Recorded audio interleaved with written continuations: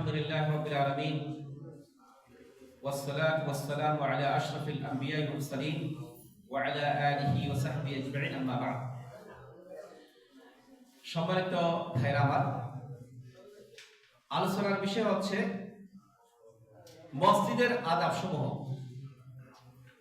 আমরা জানি পৃথিবীতে সর্বোত্তম স্থান হচ্ছে মসজিদ, সর্বনিকৃষ্ট স্থান হচ্ছে বাজার। মসজিদ বাইতুল্লাহ কার ঘর? আল্লাহ রাব্বুল আলামিনের ঘর।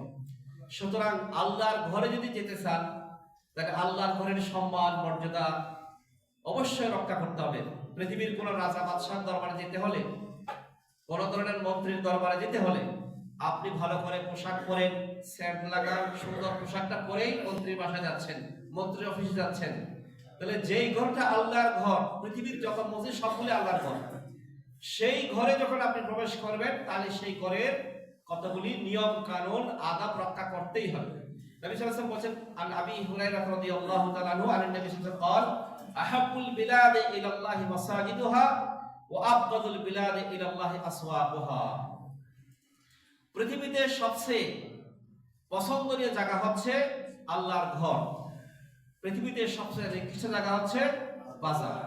কিন্তু আমরা আমাদের অবস্থান একটু লক্ষ্য করি, আমরা পৃথিবীর সবচেয়ে নিকৃষ্ট জায়গাতে সারাক্ষণ বসে থাকি। আল্লাহর ঘরে ঢুকলে, মসজিদে ঢুকলে যারা পাক্কা নামাজি, এদের কথা বলছি, আযান একামত হওয়ার 1 মিনিট অথবা একামত হওয়ার পরে ঢুকলো, দৌড়ে ঢুকলে এখন ফরজ নামাজটা পড়েই যেন দৌড় দিলেন, আল্লাহ 2 রাকাত পড়ে দিলাম, নিলেন না আমি গেলাম, এই ধরনের যেন ভাব তারা এভাবে দেখাচ্ছে। সুতরাং আল্লাহর ঘরে ঢুকবেন, মসজিদের আদাব, মসজিদের নিয়ম কানুন ফলো করতে হবে। আমি কয়েকটি নিয়ম কানুন বলছি। 1 নম্বর হচ্ছে মসজিদে যাওয়ার সময় কিছু দোয়া পড়া সুন্নাহ। সহিহ বুখারী মুসলিমে আসছে যে রাসূলুল্লাহ সাল্লাল্লাহু আলাইহি ওয়াসাল্লাম বের হলেন, আল্লাহ নবী বলেন, আল্লাহুম্মা জাআল ফি কলবি নূরা ওয়া ফি লিসানি নূরা ওয়াজআল ফি সাম'i নূরা ওয়াজআল ফি বসরি নূরা ওয়াজআল মিন খালফি নূরা ওয়া মিন আমামি নূরা ওয়াজআল মিন ফাওকি নূরা ওয়া মিন তাহতি নূরা। হে আল্লাহ, আমার অন্তরে নূর দেন, আমার জবানে, আমার ভাষায় নূর দেন, আমার শ্রবণ শক্তিতে নূর দান প্রদান করেন, আমার দৃষ্টি শক্তিতে নূর দান করেন, আমার সামনে পিছনে উপরে নিচে সবকিছু আল্লাহ আমাকে নূরে নূরান্বিত করে দেন। সেই দোয়া পড়তে পড়তে আপনি মসজিদে দিকে গেলেন, একটা সুন্নাহ। 3 নম্বর সুন্নাত হচ্ছে মসজিদে যাওয়ার সময় ঘরে ওযু করাই সুন্নাহ। যদি আপনি মসজিদে করেন তাহলে সমস্যা নেই, তবে ঘরে সুন্নাহ। নবী সাল্লাল্লাহু আলাইহি ওয়াসাল্লাম বলেছেন যে সহিহ মুসলিমের বর্ণনায় 1553 নম্বর হাদিস, মান তাতাহহারা ফি বাইতিহি সুম্মা মাশা ইলা বাইতিন মিন বুয়ুতিল্লাহ লিয়াকদি ফরিদাতান মিন ফরাইদিল্লাহ কানাত খাতওয়াতুহু ইহদাহুমা তাহাত্তু খাতিয়াতান ওয়া উখরা তারফাউ দারাজা। যে ব্যক্তি ঘর থেকে বের হবে পাক পবিত্র অবস্থায়, ওযু করে কোন ফরজ সালাত আদায় করার জন্য হেঁটে হেঁটে যাবে, মসজিদ যাওয়ার সুন্নাত হচ্ছে কি হেঁটে যাওয়াই সুন্নাহ, সেই ব্যক্তির ফজিলত হচ্ছে প্রতি কদমে একটি পাপ ঝরে পড়বে আর একটি মর্যাদা বৃদ্ধি পাবে। সুবহানাল্লাহ। যত মসজিদ দূরে হয় তত সওয়াব কি হবে? বৃদ্ধি হবে। এখন বলে যে মসজিদ দূরে কিভাবে যাই? মসজিদ যত দূরে হবে, এখন রাসূল সাল্লাল্লাহু আলাইহি ওয়াসাল্লাম বলেছেন তুমি ছোট ছোট কদমে যাবে, যাতে কদম বেশি হলে সওয়াবও বেশি হচ্ছে। 3 নম্বর হচ্ছে মসজিদে যাওয়ার সময় অবশ্যই খেয়াল করবেন ধীরে স্থিরে যাওয়া। এখন দেখা যায় একামত হয়ে গেলে মনে হয় যে দৌড় দিলেন, কি জন্য? ওই রাকাত ধরার জন্য, রাকাত ধরার জন্য। আমাদের উস্তাদ, এক উস্তাদ বলতেন, কেন দৌড়তে জানো?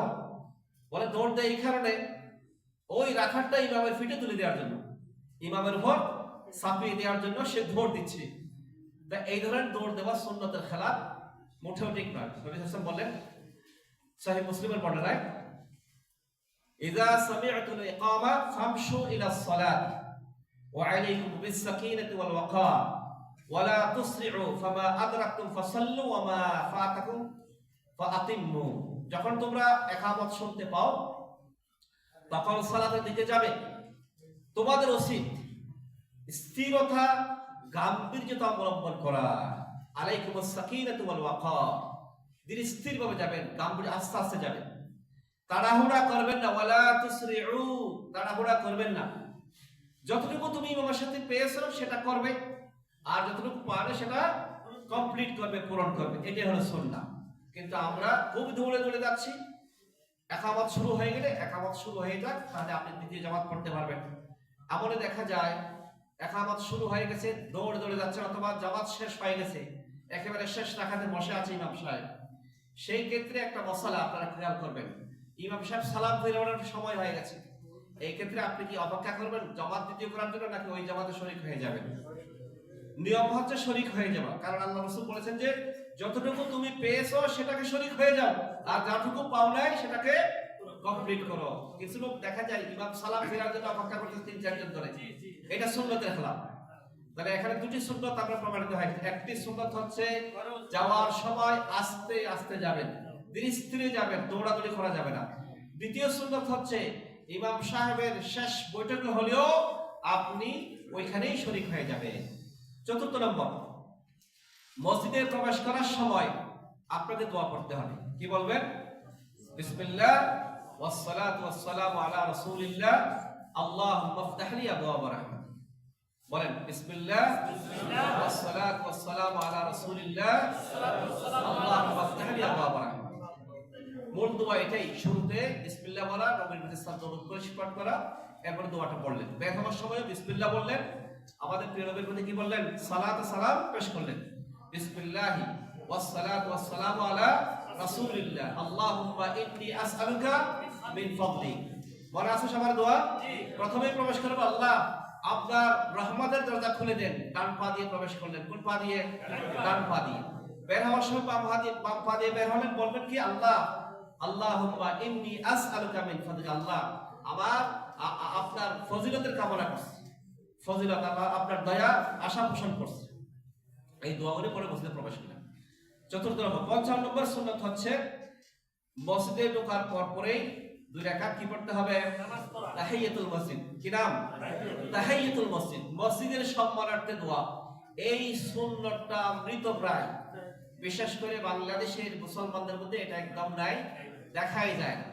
এই সুন্নতটাকে আমাদের জিন্দা করতে পারবো ইনশাআল্লাহ। মসজিদে প্রবেশ করেই 2 রাকাত সুন্নাত নামাজ পড়া সুন্নাহ। রাসূল সাল্লাল্লাহু আলাইহি ওয়াসাল্লাম বলেছেন, বুখারীর হাদিস, ইদা দাখালা আহাদুকুল মসজিদা ফালা ইয়াজলিস হাত্তা ইউসাল্লি রাকাতাইন। তোমাদেরকে মসজিদে প্রবেশ করলে 2 রাকাত সালাত আদায় করার পূর্বে বসবে না। 2 রাকাত সালাত আদায় করার পূর্বে বসবে না। অন্য বর্ণনা সে যেন বসার পূর্বে 2 রাকাত সালাত আদায় করে। দুটি বর্ণনা আছে। তাহলে এই হাদিস থেকে বোঝা যায় প্রত্যেক মুসলমানকে অবশ্যই 2 রাকাত সুন্নাত আদায়। এখানে মশলা বোঝা রাখা দরকার। যদি আপনি যোহরের সময় প্রবেশ করলেন, যোহরের পূর্বে কয় রাকাত সুন্নাত? 4 রাকাত সুন্নাত পড়া দরকার।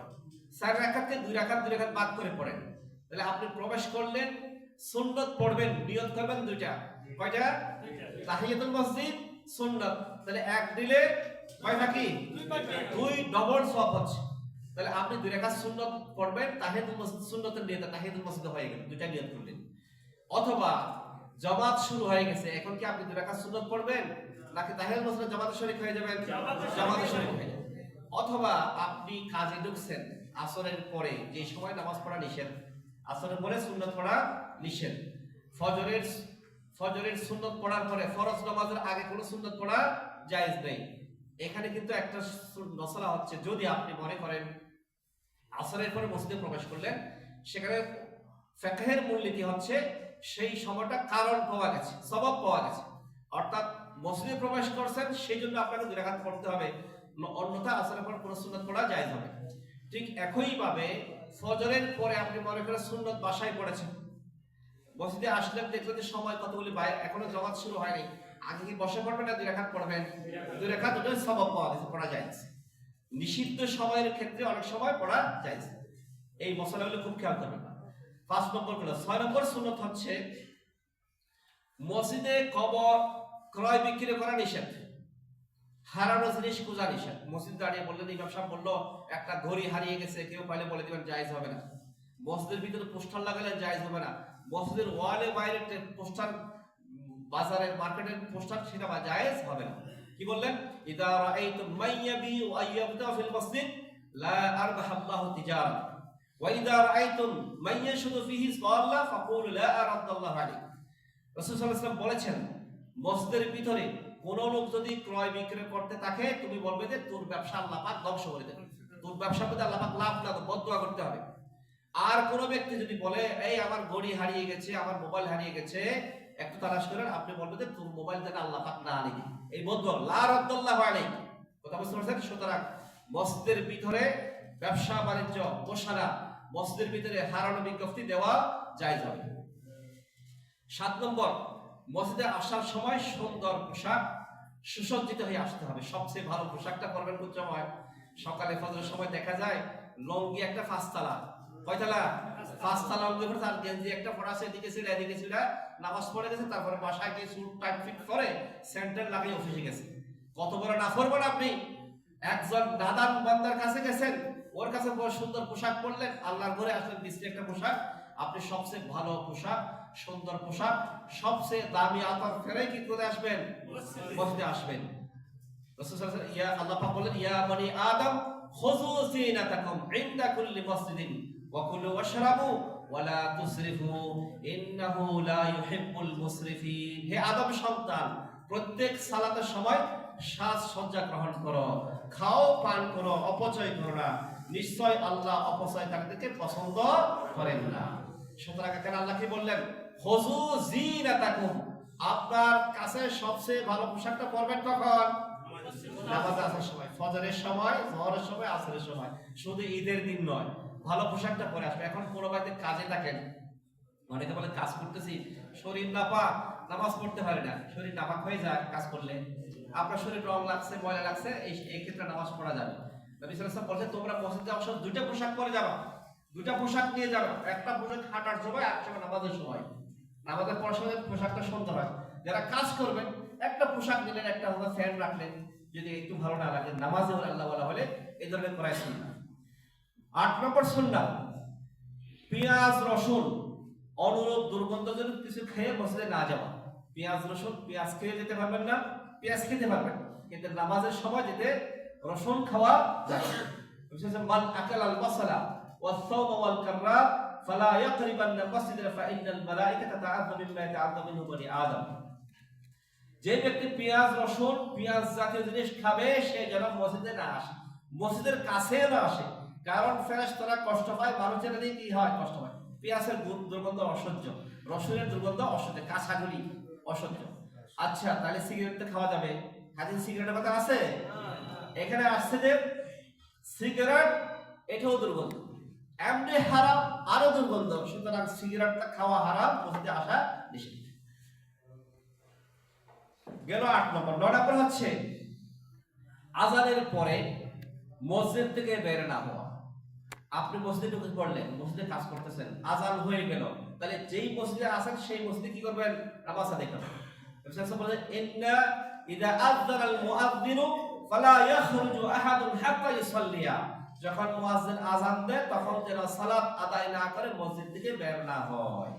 আপনি সেখানে ক্লাস শুনেছেন, ওয়াজ শুনেছেন, আযান হয়ে গেছে, ঘরে এসে গেছেন, আর একটা মসজিদে নামাজ পড়লেন, তাহলে হবে না। যদি জরুরত ছাড়া হয়, কোন ব্যক্তির দায়িত্ব থাকে, অথবা ইমাম সাহেবের দায়িত্ব থাকে, সেটা ভিন্ন বিষয়, কিন্তু আপনি মসজিদে আসেন, আযান দেওয়ার পরে আসতে পারবেন। 9 নম্বর। 10 নম্বর হচ্ছে খুবই গুরুত্বপূর্ণ বিষয়, মুসল্লির সম্মুখ দিয়ে অতিক্রম না করা।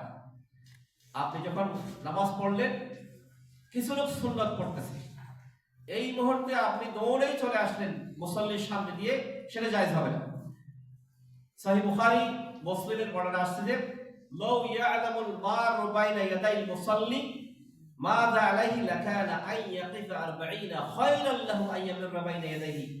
ক্বালা আবু নাদর লা আদরি আকালা 40 ইয়াওমান আও শাহরান সানা। যদি কোনো মুসল্লির সম্মুখ দিয়ে গমনকারী ব্যক্তির জানা থাকতো যে তার উপর কি পাপের বোঝা রয়েছে, তবে 40 পর্যন্ত দাঁড়িয়ে থাকতো। এখন কি 40 দিন না 40 বছর, এই কথা রাবি বলছে আমি জানি না, তার ওলামায়ে কেরাম বলছে কেন 40 দিন আছে।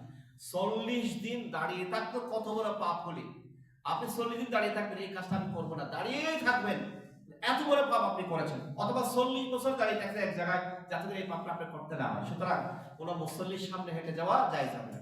এখন মশলা হচ্ছে কতটুকু জায়গায় হেঁটে যেতে পারবেন না, মুসল্লির সামনে যদি একটু দূরে হয়, যে জায়গায় মসজিদের মুসল্লিরা চোখ রাখে, দৃষ্টিশক্তি ছেড়ে দেয়, সেখান থেকে একটু দূরে যেতে পারবেন। এই জন্য মুসল্লিদের ক্ষেত্রে যেমন সুন্নাহ, ঠিক একইভাবে আপনি সুন্নত পড়বেন, একটু সামনে একটা সুতরা রাখেন, একটা খাম্বা রাখেন, একটা ওয়ালের সামনে রাখেন অথবা একটু পাশে রাখেন। আপনি নামাজ পড়ছেন একেবারে পাক্কা বুজুর্গ হয়ে গেছে, এখানে যেখানেই ফরজ সেখানে সুন্নতের নিয়ত বানিয়ে ফেললেন, সব মানুষকে আপনি কষ্ট দিচ্ছেন। এটা খেয়াল করতে হবে। আপনাকে সুন্নত পড়তে একটু আগে যাবেন, ডানে যাবেন, বামে যাবেন, সামনে যাবেন। কিছু লোককে যেতে হচ্ছে, কিছু লোক মুসাফির আছে দূরে চলে যাবেন, আর কিছু লোকের কাজ আছে যেতে হচ্ছে। সুতরাং আপনি নামাজের টাকা অবস্থা হলে একটু দূরে সরতে পারবেন, একটু ডানে বামে যেতে পারবেন, এটা নিয়ম রাখতে হবে।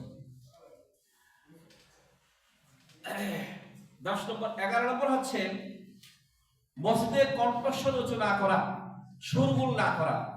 এখন বাংলাদেশে ভোট আসলেই চেয়ারম্যানরা একটু আলোচনা করবেন, মেম্বাররা একটু আলোচনা করবেন, এগুলি জায়েজ হবে না। কোন রাজনৈতিক বক্তব্য, কোন ব্যবসা বাণিজ্যিক প্রতিষ্ঠানের বক্তব্য মসজিদে জায়েজ হবে না। রাসূল সাল্লাল্লাহু আলাইহি ওয়াসাল্লাম যখন ইতিকাফে ছিলেন তখন সাহাবায়ে কেরামদের মধ্যে কিছু কিছু লোক মসজিদের ভিতরে কোরআন পড়তেছে বড় বড় করে। নবী সাল্লাল্লাহু আলাইহি ওয়াসাল্লাম তখন ঘর থেকে একটা পর্দা ছিল, পর্দা থেকে ফাঁকাশে মাসজিদরা ওয়াকালা আলা কুল্লুকুম মুনাজির রাব্বাহু, তোমরা প্রত্যেকেই তো আল্লাহ তাআলার সামনে মুনাজাত করতেছো, গোপনে করেন। ফালা ইউযিনা বা'দুকুম বা'দা, একে অপরকে কষ্ট দিও না। আপনি যদি কোরআনটা বড় বড় তেলাওয়াত করেন আর এক ভাই তো সুন্নাত পড়তে সে পড়তে পারবে না, তার মধ্যে কি হবে? ডিস্টার্ব হয়ে যাবে, সে ফাতিহা পড়ছে কি পড়ছে বুঝতে পারবে না। সুতরাং এটা পড়া যায় না। ওয়ালা ইয়ারফাউ বা'দুকুম বা'দান মিনাল কিরাআ, কোন ব্যক্তি যেন কিরাতের মধ্যে উচ্চ স্বর বা উচ্চ দিয়ে কিরাত না করে, সেটা খেয়াল করতে হবে। 12 নম্বর হচ্ছে মোবাইল বন্ধ রাখুন। এটা সবার আগে হওয়া দরকার। মোবাইলে আপনি সাইলেন্ট করতে হবে, খেয়াল করুন। কারণ মোবাইল চলাকালে আমরা তো খুবই দুঃখজনক হচ্ছে, মোবাইলের ভিতরে এমন একটা রিংটোন লাগাইছেন, হঠাৎ বেজে উঠলো, গানের একটা সাউন্ড দিয়ে দিলেন অথবা একটা মিউজিক দিয়ে দিলেন, এটা একেবারে কবিরা গুনাহ করছেন। আপনি চিন্তা করেন, আপনি যদি কোনো মুসল্লি মসজিদে প্রবেশ করে আপনার সামনে যদি কোনো হিন্দু, কোন খ্রিস্টান ঢোল বাজিয়ে মসজিদের সামনে ঢোল বাজায় 2-4-5 মিনিট, আপনার কেমন লাগবে? সবাই তো রোল নিয়ে বেরোবেন না, এই বলো ওরা শেষ করতে গিয়ে মসজিদের সামনে করে ঢোল বাজাস। আর আপনি মুসল্লি হয়ে মসজিদের ভিতরে আপনার পকেটের ভিতরে ঢোল বাজানো শুরু করেছেন, কত বড় অপরাধ করতেছেন। আপনি যেটা নিজে সহ্য করবেন না, খেলা সেটা করেন। সুতরাং ভাইরা, প্রত্যেককে অনুরোধ জানাচ্ছি, মোবাইলের রিংটোনকে বাজ না থাকলে অবশ্যই কি করবেন? বন্ধ করে সেটাকে অন্য একটা কথা দেন অথবা একটা যেটা বাজবেন সেটা পারবেন ইনশাআল্লাহ। আজকে প্রত্যেকের মোবাইল একটু চেক করেন কোন রিংটোন আপনি দিয়েছেন, সেটা বাদ করে একটা কি দিবেন, একটা সুন্দর একটা কণ্ঠস্বর। কোরআনও দিয়েন না, কোরআন দিলে একটা সমস্যা হয়। অনেক সময় বাথরুমের ভিতরেই কোরআনের তেলাওয়াত শুরু হয়ে যাচ্ছে, অনেক সময় নাফাক অবস্থায় কোরআন তেলাওয়াত শুরু হয়েছে। আর একটা জিনিস, ওয়াজের একটা সাইড দিলেন অথবা একটা কথার বক্তব্য দিলেন অথবা এমন কিছু একটু টান সে ধরনের দিলে জায়েজ হবে। 13 নম্বর হচ্ছে ময়লা আবর্জনা দ্বারা মসজিদকে অপরিচ্ছন্ন থেকে বিরত রাখা। মসজিদের ভিতরে অনেক সময় দেখা যায় আপনি মসজিদে প্রবেশ করেছেন, সেটাকে পরিষ্কার পরিচ্ছন্ন রাখা আপনার জন্য ফরজ, আপনার সেটা দায়িত্ব। এটা প্রত্যেকের মসজিদ, এই মসজিদ আপনার জন্য। নবী সাল্লাল্লাহু আলাইহি ওয়াসাল্লাম বলেন, হাদিল মাসাজিদ লা তাসলাহু লিশাইইন মিন হাদাল বাউল ওয়ালা আল কদর ইনমা হিয়া লিযিকরিল্লাহি আযজা ওয়া জাল ওয়াস সালাতু ওয়া কিরাআতুল কুরআন। এই মসজিদে পেশাব করা, ময়লা দ্বারা অপবিত্রতা কোনো অবস্থাতেই জায়েজ হবে না, বরং এটা আল্লাহ তাআলার জিকির করার জন্য, কোরআন পাঠ করার জন্যই দেয়া হয়েছে। সুতরাং এখানে মসজিদের ভিতরে টয়লেট আপনি টিস্যু নিয়েছেন রেখে দিলেন অথবা পায়ের থেকে একটা ময়লা ছেড়ে দিয়ে মসজিদের মধ্যে ঢুকে দিলেন, এটা জায়েজ হবে না। আপনার কি করতে হবে? সেখানে ডাস্টবিন আছে অথবা নিজের পকেটে রেখে দিলেন, এটা ময়লাটা পরিষ্কার করা দরকার। 14 নম্বর হচ্ছে মসজিদে আসতে খুবই তাড়াতাড়ি আসবেন।